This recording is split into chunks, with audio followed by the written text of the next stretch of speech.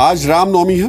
आज मर्यादा पुरुषोत्तम भगवान राम का जन्म हुआ था। श्री राम को हिंदुओं का भगवान कहा जाता है। लेकिन क्या वाकई राम सिर्फ हिंदुओं के हैं? क्या राम इस देश के संस्कृति पुरुष नहीं है? क्या राम कथा जीवन जीने का आचार संहिता नहीं है? आप में से बहुत से लोगों को हमारी ये बातें आध्यात्मिक या किताबी लग रही होंगी, लेकिन आज हम आपको ये बताएंगे कि आज के दौर में श्री राम कितने प्रासंगिक हैं। आज हम राम की खोज करेंगे और आज की भाषा में कहें तो आज हम आपके लिए श्री राम को डिकोड करेंगे।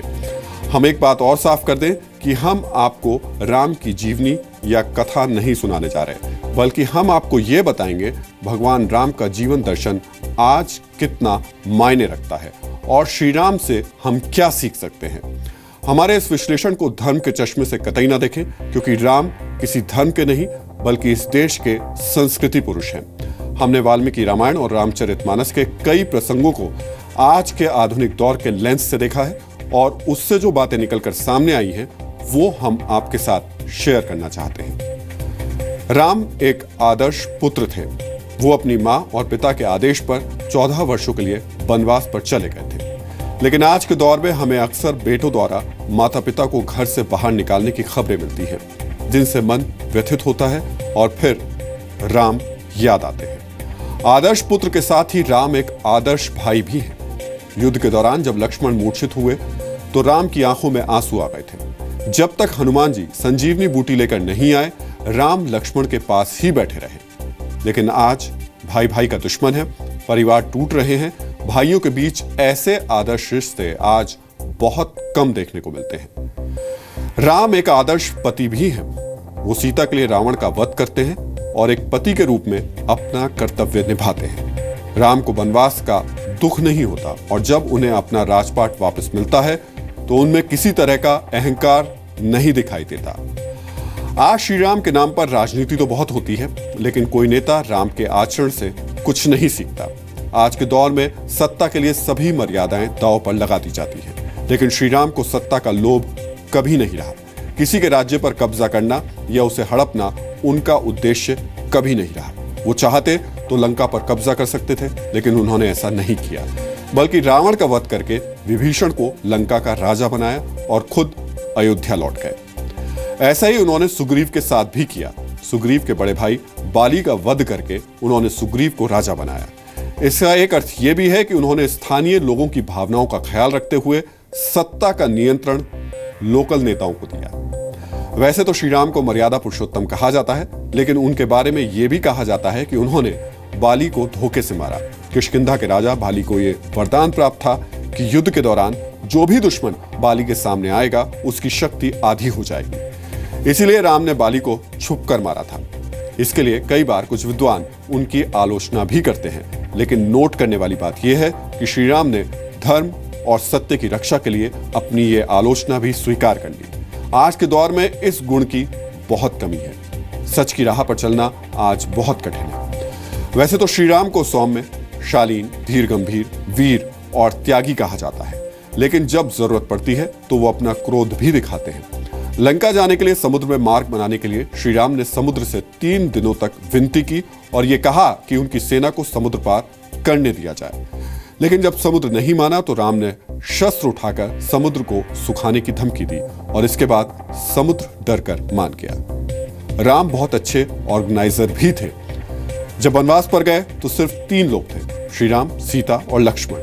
लेकिन जब सीता हरण के बाद लंका पर आक्रमण किया तो उनके साथ लाखों की सेना थी, जिसमें वानर, रीछ और दूसरे कई जानवर शामिल थे। सुग्रीव के साथ साथ रावण का छोटा भाई विभीषण भी उनके साथ काम कर रहा था। ये राम के कूटनीतिक गुण हैं, जिनकी कोई तुलना नहीं की जा सकती। आज के दौर में पूरा देश वीआईपी कल्चर से परेशान है। अपने आप को वीआईपी समझने वालों को श्री राम के आचरण से सीखना चाहिए। श्री राम ने हमेशा अपने से कमजोर लोगों को अपनी बराबरी पर बिठाया, उन्हें सहर्ष स्वीकार किया। केवट के साथ उनका व्यवहार और सुग्रीव के साथ उनकी मित्रता इसका प्रमाण है। तब लाल बत्तियों वाली गाड़ियां तो नहीं होती थी, लेकिन अगर होती तो राम उन पर जरूर प्रतिबंध लगा देते। श्री राम के लिए छुआछूत, अमीर गरीब, ऊंच नीच जैसा कोई भेदभाव नहीं था। शबरी के झूठे बेरों और प्रेम सिखाना उनको, केवट को गले लगाना वानर और भालुओं को प्रेम और स्नेह देकर उन्हें अपना बनाना कोई राम से सीखे। लेकिन आज के दौर में हमारे देश में दलितों या पिछड़ों के कल्याण के लिए सिर्फ राजनीतिक बयानबाजी होती है। राम जैसी इच्छा शक्ति और आचरण देखने को नहीं मिलता। यही वजह है कि राम को मर्यादा पुरुषोत्तम कहा जाता है। आज हमने मर्यादा पुरुषोत्तम राम के जीवन को आधुनिक नजर से देखने की कोशिश की है। हमने ये समझने की कोशिश की है कि भारत के संस्कृति पुरुष कहे जाने वाले राम आज भी कितने प्रासंगिक हैं।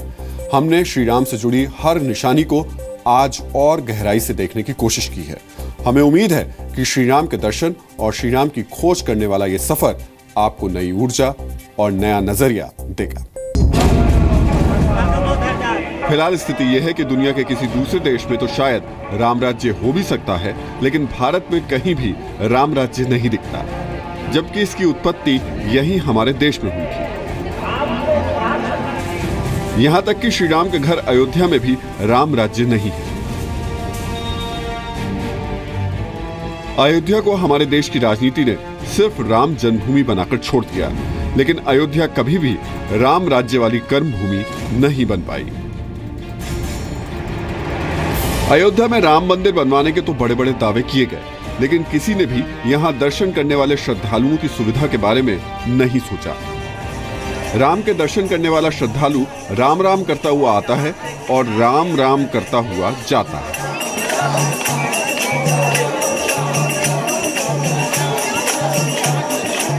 हम लोग अपना सामान दूसरे को देते हैं, प्राइवेट्स को, और वो मनमानी वसूली करता है। 15 रुपये, 20 रुपये, 25 रुपये, 30 रुपये, जैसा जिसका होता है ऐसा लेता है और सामान मतलब रखता है अपने पास। अब मतलब कुछ व्यवस्था है नहीं यहाँ पे। अयोध्या में राम जन्मभूमि की यात्रा रामगुलेला चौक से शुरू होती है। हर रोज हजारों श्रद्धालु देश और दुनिया के कोने कोने से रामलला के दर्शन के लिए आते हैं, लेकिन बैरिकेडिंग पार करते ही उनके लिए दर्शन करने का सफर समुद्र में सेतु बनाने से भी कठिन हो जाता है। तो सबसे दिक्कत है कि सकरी रास्ते में निकाला जाता, तो जो लेडीज के साथ में निकाला जाता है हम लोगों को, इसलिए दिक्कत होती है कि लेडीज के साथ में हम लोग बहुत चिपके चलते हैं। अगर चले तो फिर दिक्कत होती है, दो लोग निकल नहीं पाते हैं। अयोध्या में दर्शन का पूरा रास्ता 1.25 किलोमीटर में शुरू होकर खत्म होता है, लेकिन ये रास्ता श्रद्धालुओं के लिए किसी बनवास से कम नहीं है। रास्ते में पीने के पानी तक की कोई खास व्यवस्था नहीं है। पानी का थोड़ा व्यवस्था है, लेकिन बहुत कम है। पानी का व्यवस्था होना चाहिए। कड़ी धूप हो या बरसात, राम भक्त इस रास्ते पर चलने को मजबूर हैं। रास्ते में ना तो कोई यात्री शेड है और ना ही बैठने की जगह। हाँ, टीन शेड लगना चाहिए, बहुत धूप था। फैसिलिटीज है, शेड हो वहाँ पे ना, ऊपर शेड होना चाहिए धूप में से बचाव के लिए।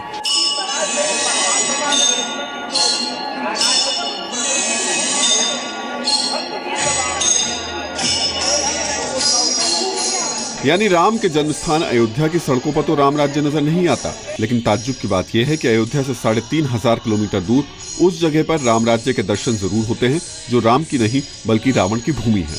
हम इस वक्त श्रीलंका में रामायण से जुड़ी सबसे खास जगह पर मौजूद हैं, जिसे सीता अलिया कहते हैं। लोग इसे अशोक वाटिका के नाम से भी जानते हैं। यहीं पर सीता माता को रखा गया था।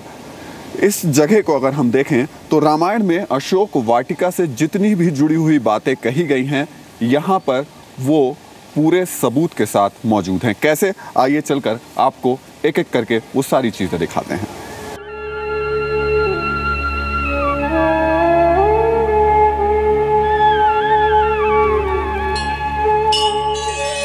So Vatika, this is the area, big jungle. This that time the Sita arrest the Ravana, Sri Lanka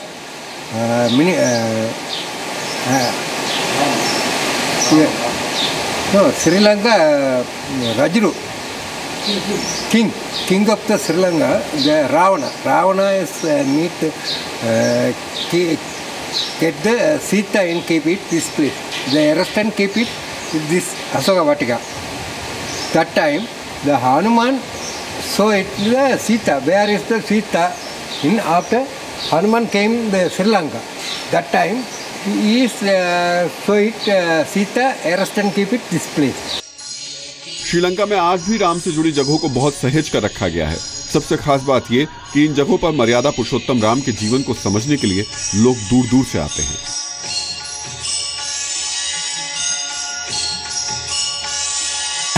There is a strong belief that Rama and ऐसा विश्वास है कि श्री राम और हनुमान श्रीलंका आए थे। सीता को यहाँ पर कैद करके रखा गया था, इसलिए यहाँ हनुमान मंदिर बनाया गया। that is the reason why Hanuman temple has been built here because of the strong beliefs.